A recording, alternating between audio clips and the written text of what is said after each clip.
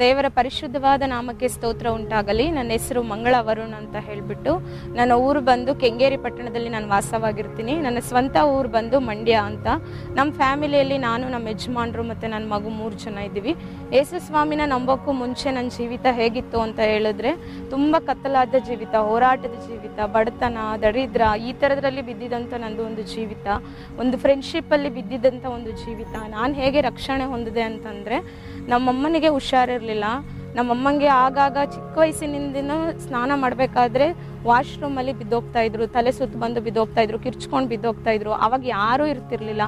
ನಾನು, ನಮ್ಮಮ್ಮ, ನಮ್ಮಣ್ಣ ಮಾತ್ರ ಒಳಗಡೆ ಬರೋಕ್ಕಾಗ್ತಿರ್ಲಿಲ್ಲ. ಅವಾಗ ನಾನೇ ಅವ್ರನ್ನ ನೋಡಿ, ಅವ್ರನ್ನ ಮುಟ್ಟಿ, ಅವ್ರಿಗೆ ಅಲ್ಲೆಲ್ಲ ಕಚ್ಕೊಂಡ್ಬಿಡೋರು, ನಾಲ್ಗೆ ಎಲ್ಲ ಕಚ್ಕೊಂಡ್ಬಿಡ್ತಾ ಇದ್ರು. ಆವಾಗ ನಾನು ಕೈ ಬೆರಳಿಟ್ಟು ಮಾಂಸ ಎಲ್ಲ ಕಿತ್ತು ಬರೋದು, ಅಷ್ಟು ಜೋರಾಗಿ ನನಗೆ ಕಚ್ಚೋರು. ಆದ್ರೂ ತಡ್ಕೊಂಡು ನಾವೇನು ಮಾಡ್ತಿದ್ದೆ, ಅವ್ರನ್ನ ಹೊರಗಡೆಯಿಂದ ಕರ್ಕೊಬಂದು ಬಟ್ಟೆ ಹಾಕಿ ಅವ್ರ ತಲೆ ಒರೆಸಿ, ಮೈ ಒರೆಸಿ, ಅವ್ರನ್ನ ಏನು ಮಾಡ್ತಿದ್ದೆ, ಬಟ್ಟೆ ಹಾಕಿ ಕೂರಿಸ್ತಾ ಇದ್ವಿ. ಆಗಾದ್ಮೇಲೆ 2 ಅವರ್ ಆದಮೇಲೆ ಅವ್ರಿಗೆ ಜ್ಞಾನ ಬಂದು ನನ್ನನ್ನು ಕೇಳ್ತಾ ಇದ್ರು. ನನಗೇನಾಯಿತು, ನಾನು ಸ್ನಾನ ಮಾಡ್ತಾ ಇದ್ನಲ್ಲ, ನಾನು ಯಾವಾಗ ಬಂದು ಇಲ್ಲಿ ಕುತ್ಕೊಂಡೆ ಅಂತ ನನ್ನನ್ನು ಕೇಳೋರು. ಆವಾಗ ನಂಗೆ ತುಂಬ ನೋವಾಗ್ತಿತ್ತು. ಇವ್ರಿಗಿಷ್ಟು ಈ ಥರ ಕಾಯಿಲೆ ಬರೋಕ್ಕೆ ಏನಪ್ಪ ಕಾರಣ, ಏನಕ್ಕೆ ಈ ಥರ ಬಂತು, ಯಾವಾಗೂ ಇರಲಿಲ್ಲ, ಇಷ್ಟೊಂದು ಬಂತಲ್ಲ, ಇಷ್ಟು ಬಲಹೀನತೆ ಬಂತಲ್ಲ, ಇಷ್ಟು ನಮಗೆ ಬಡತನ ಬಂತಲ್ಲ ಅಂತ ತುಂಬ ಕಣ್ಣೀರಿನಲ್ಲಿ ಇರಬೇಕಾದ್ರೆ ನಮ್ಮ ಕೆಲಸಕ್ಕೆ, ಮನೆ ಕೆಲಸ ಮಾಡ್ತಾಯಿದ್ರು. ಅವರ ಒಂದು ಸ್ಯಾಲ್ರಿಯಲ್ಲೇನೇ ನಮ್ಮ ಜೀವನ ನಡೀತಾ ಇತ್ತು.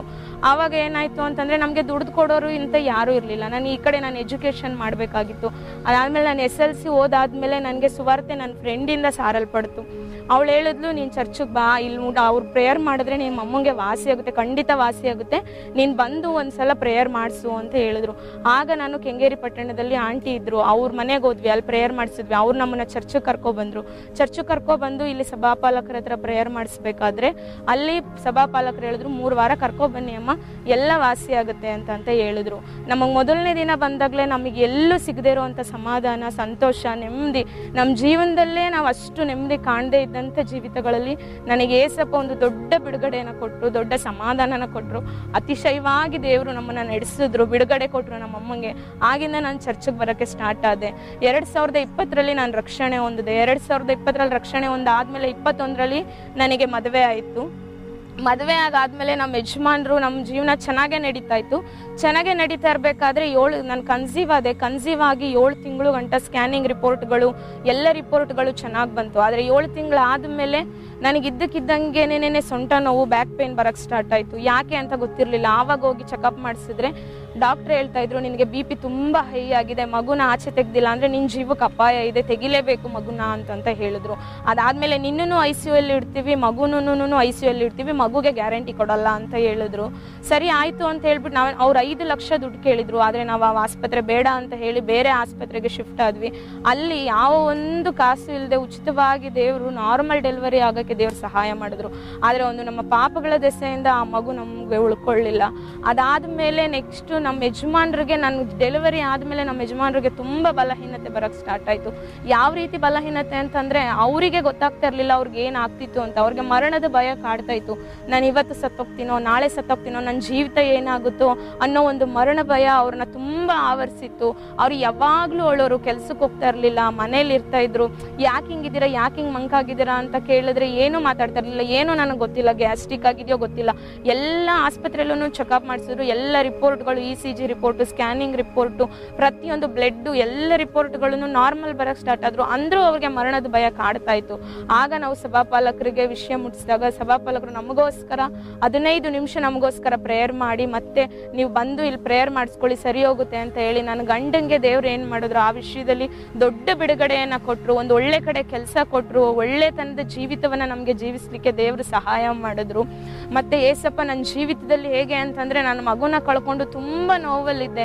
ಯಾವ ರೀತಿ ನೋವು ಅಂತಂದರೆ, ಈ ಕಡೆ ಫ್ಯಾಮಿಲಿಯಿಂದನೂ ಯಾರು ಆಧರಿಸೋರು ನಮಗಿರಲಿಲ್ಲ, ಯಾರು ಆಧರಣೆ ಕೊಡೋರು ಅಂಥವ್ರು ಇರಲಿಲ್ಲ. ಆದಾಗ ನಾನು ಏಸಪ್ಪನ ಹತ್ರ ಪ್ರೇಯರ್ ಮಾಡಿದೆ. ಏಸಪ್ಪ, ನನಗೊಂದು ಮಗುನ ನೀವು ಕೊಡೋದಾದರೆ ನಾನು ಸೇವೆಗಂತ ಆ ಮಗುನ ನಾನು ಒಪ್ಪಿಸ್ಕೊಡ್ತೀನಿ ಅಂತ ಪ್ರೇಯರ್ ಮಾಡಿದೆ. ಆವಾಗ ಏಸಪ್ಪ ನನಗೆ ಮಗುನ ಕೊಟ್ಟರು. ಯಾವ ರೀತಿ ಕೊಟ್ಟರು ಅಂತಂದರೆ, ಸಭಾಪಾಲಕರ ಹೃದಯದಲ್ಲಿ ಹೊಸ ವರ್ಷದ ದಿನ, ಅವತ್ತು ನಾನು ಊಹೆನೂ ಸಹ ಮಾಡಿರಲಿಲ್ಲ ಸಭಾಪಾಲಕರು ಹೃದಯದಲ್ಲಿ ದೇವ್ರು ಮಾತಾಡ್ತಾರೆ ಅಂತ. ಆದರೆ ಅವತ್ತು ಸಭಾಪಾಲಕರು ನನ್ನ ಹತ್ರ ಬಂದು, ಏಸಪ್ಪ ನಿನ್ಗೆ ಹೇಳ್ತಾ ಇದ್ದಾರೆ, 2 ಗಂಡು ಮಕ್ಳನ್ನ ಕೊಡ್ತೀನಿ, ಭಯಪಡಬೇಡ ಅಂತ ಹೇಳ್ತಾ ಇದ್ದಾರೆ, ನೀನ್ ಧೈರ್ಯವಾಗಿ ಪ್ರೇಯರ್ ಮಾಡು, ಕೊಡ್ತಾರೆ, 1 ವರ್ಷದೊಳಗಡೆ ಕೊಡ್ತಾರೆ ಅಂತ ಹೇಳಿದ್ರು. ಅದೇ ಸಮಯದಿಂದ ನಾನು ಚೆನ್ನಾಗಿ ಪ್ರೇಯರ್ ಮಾಡೋಕ್ಕೆ ಸ್ಟಾರ್ಟ್ ಮಾಡಿದೆ. ಯಾವ ತಿಂಗಳಲ್ಲಿ ಯಾವ ಡೇಟಲ್ಲಿ ನನಗೆ ಮಗುನ ನಾನು ಕಳ್ಕೊಂಡಿದ್ನೋ ಅದೇ ತಿಂಗಳಲ್ಲಿ ನನ್ನನ್ನು ಕನ್ಸೀವ್ ಆಗೋ ಥರ ದೇವ್ರು ಸಹಾಯ ಮಾಡಿದ್ರು. ಮತ್ತೆ ಕನ್ಸೀವ್ ಆಗಿ ಅದೇ ವರ್ಷದಲ್ಲಿ ನನಗೆ 3 ತಿಂಗಳಲ್ಲಿ ನನಗೆ BP ಬಂತು. ಮತ್ತೆ BP ಸ್ಟಾರ್ಟ್ ಆಯಿತು. ಪ್ರೆಗ್ನೆನ್ಸಿಯಲ್ಲಿ BP ಬಂದಿದೆ, ಲಾಸ್ಟ್ ಟೈಮ್ ಬಂದಿದ್ದ ಥರನೇ ಈ ಟೈಮಲ್ಲೂ ಮತ್ತೆ 3 ತಿಂಗಳಲ್ಲಿ ನನಗೆ ಬ್ಲಡ್ ಪ್ರೆಷರ್ ಜಾಸ್ತಿ ಆಗಿ ಪ್ರೀ ಎಕ್ಲಾಂಪ್ಸಿಯಾ ಅಂತ ಆಯಿತು. ಹಂಗಾದ್ಮೇಲೆ ಇಲ್ಲ, ನಾನು ಗ್ಯಾರಂಟಿ ಹೇಳೋಕ್ಕಾಗಲ್ಲ, ಯಾಕೆ ಅಂತಂದರೆ ನಿಮಗೆ ಬ್ಲಡ್ ಪ್ರೆಷರ್ ಜಾಸ್ತಿ ಇದೆ, ಮಗುಗೆ ನಾವು ಏನು ಇದು ಮಾಡೋಕ್ಕಾಗಲ್ಲ, ಇದು ನೀವು ದೇವ್ರ ಮೇಲೆ ಭಾರ ಹಾಕಿ ಅಂತ ಹೇಳಿದ್ರು. ಆದರೆ ನಾವು ಅನುದಿನ ದೇವ್ರಿಗೆ ಒಪ್ಪಿಸ್ಕೊಟ್ಟಿದ್ವಿ, ಏಸಪ್ಪ ಇದು ನೀನು ಕೊಟ್ಟಿರೋದು, ನೀನು ನಮಗೆ ಸಹಾಯ ಮಾಡ್ತೀಯ, ನೀನು ಇದನ್ನು ನನಗೆ ಬದುಕಿಸ್ಕೊಡ್ತೀಯ, ನೀನು ವಾಗ್ದಾನ ಮಾಡಿದ್ಯಾ, ನೀನು ವಾಗ್ದಾನ ಮಾಡಿರೋ ವಾಚನು ನೀನು ನಂಬಿಗಸ್ತನು, ನೀನು ನಮ್ಮನ್ನು ಕೈ ಬಿಡೋದಿಲ್ಲ, ತೊರೆಯೋದಿಲ್ಲ ಅಂತ ನಿನ್ನ ವಚನ ಹೇಳುತ್ತಲ್ಲ ಏಸಪ್ಪ ಅಂತ ಹೇಳಿ ನಾವು ದೇವ್ರ ಮೇಲೆ ಆಧಾರಗೊಂಡು ನಾವು ಪ್ರಾರ್ಥನೆ ಮಾಡ್ತಾನೆ ಇದ್ವಿ. ಅದೇ 3 ತಿಂಗಳಲ್ಲಿ ಏನು ಪ್ರೀ ಎಕ್ಲಾಂಪ್ಸಿಯಾ ಅನ್ನೋದು ಪಾಸಿಟಿವ್ ಬಂದಿತ್ತು. ನೆಕ್ಸ್ಟ್ ತಿಂಗಳು ನಾನು ಸ್ಕ್ಯಾನಿಂಗ್ ಹೋಗ್ಬೇಕಾದ್ರೆ ಅದೆಲ್ಲ ನೆಗೆಟಿವ್ ಆಗಿ ಬಂತು. ತುಂಬ ಶೋಧನೆಗಳು, ಹೋರಾಟಗಳು ಬಂತು ನನ್ನ ಪ್ರೆಗ್ನೆನ್ಸಿ ಜೀವಿತದಲ್ಲಿ. ಮತ್ತೆ 7 ತಿಂಗಳಲ್ಲಿ ಒಂದು ಶೋಧನೆ ಬಂತು. ಯಾವ ರೀತಿ ಬಂತು ಅಂತಂತಂದ್ರೆ, ಹೇಳಕ್ಕೂ ಆಗದಿರೋ, ಊಹಿಸಕ್ಕೂ ಆಗದಿರೋ ಅಂತ ಒಂದು ಶೋಧನೆ. ಬೀರ್ ಮೇಲ್ಗಡೆ ಸ್ಪೀಕರ್ ಅಂತ ಇಟ್ಟಿದ್ವಿ. ಅದು ಚಿಲ್ಡ್ರನ್ಸ್ ಮಿನಿಸ್ಟ್ರಿ ಮುಗಿಸಿ ಮಕ್ಳುಗಳು ಲೇಟ್ ಆಯ್ತು ಅಂತ ಹೋಗ್ಲಿಲ್ಲ ಮನೆಗೆ, ಅವ್ರನ್ನ 1-2 ನಮ್ಮನೇಲೆ ಮಲಗಿಸ್ಕೊಂಡಿದ್ವಿ. ಆವಾಗ ಸ್ಪೀಕರ್ ಬಾಕ್ಸ್ನ ಯಾರೋ ಎತ್ತಿ ಮೇಲ್ಗಡೆ ಬೀರು ಮೇಲ್ಗಡೆ ಅಂತ ಇಟ್ಟಿದ್ರು. ಬೀರು ಮೇಲ್ಗಡೆ ಇಟ್ಟಿರ್ಬೇಕಾದ್ರೆ ನಾನು ಅದೇ ಕೆಳಗಡೆ ಮಲಗಿದೆ. ನಮ್ಮ ಯಜಮಾನ್ರು ಅವ್ರಿಗೋಸ್ಕರ ಚಾಪೆ ಹಾಸ್ಕೊಡಕ್ಕೆ ಅಂತ ಚಾಪೆನ ತೆಗೆದ್ರು. ಅವ್ರಿಗಲ್ಲಿ ಸ್ಪೀಕರ್ ಬಾಕ್ಸ್ ಇಟ್ಟಿರೋದು ಗೊತ್ತಿಲ್ಲ. ಆ ಟೈಮಲ್ಲಿ ಮಗು ನನಗೆ ಲೆಫ್ಟ್ ಸೈಡ್ ಬೇಬಿ ಆಡ್ತಾನೆ ಇತ್ತು. ಆವಾಗ ಸ್ಪೀಕರ್ ಬಾಕ್ಸ್ ತೆಗಿಬೇಕಾದ್ರೆ ಒಂದು ತುಂಬ ಉದ್ದಕ್ಕಿತ್ತು. ಆ ಉದ್ದದ ಸ್ಪೀಕರ್ ಬಾಕ್ಸ್ ಮಗು ಆಡೋ ಅಂತ ಜಾಗದಲ್ಲಿ ಕರೆಕ್ಟಾಗಿ ಬಿತ್ತು. ಆ ಬಿದ್ದಿದ ತಕ್ಷಣ ಯಾವ ರೀತಿ ಆಯಿತು ಅಂದರೆ ಸುತ್ತ ನೋವು ಬರೋಕ್ಕೆ ಸ್ಟಾರ್ಟ್ ಆಗಿಬಿಡ್ತು. ಮಗು ಮೂಮೆಂಟೇ ನಿಂತೋಯ್ತು. ಯಾವ ರೀತಿ ಅಂತಂದರೆ ಮಧ್ಯರಾತ್ರಿ 2 ಗಂಟೆಯಲ್ಲಿ ತುಂಬ ನೋವು ಆಗ್ತಾ ಇಲ್ಲ. ಅದಾದ್ಮೇಲೆ ಮತ್ತೆ ಅದೇ ಜಾಗದಲ್ಲಿ ಇನ್ನೊಂದು ಸ್ಪೀಕರ್ ಬಿತ್ತು. ಅಲ್ಲಿ 2 ಸ್ಪೀಕರ್ ಬಾಕ್ಸ್ ಇಟ್ಟಿದೆ ಅಂತಾನೆ ಗೊತ್ತಿರಲಿಲ್ಲ. 2 ಸ್ಪೀಕರ್ ಬಾಕ್ಸ್ ಬಿದ್ದು 2:30 ಇಂದ 3:30 ಗಂಟೆ ಯಾವ ಮೂಮೆಂಟು ಇಲ್ಲ, ಯಾವ ಒಂದು ಮಗು ಆಟನೇ ಆಡಲಿಲ್ಲ. ಅದಾದ್ಮೇಲೆ ನೀರು ಕುಡಿದ್ವಿ, ಸ್ವಲ್ಪ ಹೊತ್ತು ಕೂತ್ಕೊಂಡ್ವಿ, ಏನೂ ಆಗಲಿಲ್ಲ. ಸರಿ, ನಾವು ಮೊಣಕಾಲು ಹಾಕಿ ಪ್ರೇಯರ್ ಮಾಡೋಣ, ಏಸಪ್ಪ ವಾಸಿ ಮಾಡ್ತಾರೆ, ಏಸಪ್ಪ ನಮ್ಮನ್ನು ಗುಣಪಡಿಸ್ತಾರೆ, ಕೊಟ್ಟಿರುವ ಆತನು ನಂಬಿಗಸ್ತನು ಅಂತ ಹೇಳಿ ನಾವು ಅಲ್ಲೇ ಪ್ರೇಯರ್ ಮಾಡಿದ್ವಿ. ಅದೇ ಮೂಮೆಂಟಲ್ಲಿ ಮಗು ಆಡೋಕ್ಕೆ ಸ್ಟಾರ್ಟ್ ಆಯಿತು. ಮತ್ತು ನಾವು ಅದಾದಮೇಲೆ 9 ತಿಂಗಳು ಸ್ಕ್ಯಾನಿಂಗ್ ಹೋದಾಗ ನಾನು ಭಯ ಬಿದ್ದಿದ್ದೆ. ಯಾವ ರೀತಿ ಅಂತಂದರೆ, ಇದೆಲ್ಲ ಬಿದ್ದಿದೆಯಲ್ಲ, ಸ್ಪೀಕರ್ ಬಾಕ್ಸ್ಗಳು 2 ಬಿದ್ದಿದೆ, ತಲೆಗೆ ಏನಾಗಿದೆಯೋ, ಪಾಪುಗೆ ಏನಾಗಿದೆಯೋ, ಯಾವ ಥರ ನೋವಾಗಿದೆಯೋ ಅಂತನೂ ಭಯ ಬಿದ್ದಿದೆ.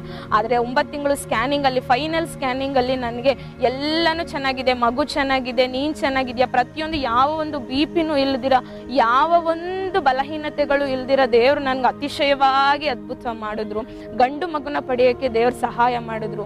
ನಮ್ಮ ಸಭಾಪಾಲಕರು ಏನನ್ನ ಹೇಳಿದ್ರು ಆ ವಾಗ್ದಾನ ನಮ್ಮ ಜೀವಿತದಲ್ಲಿ ನೆರವೇರಿತು.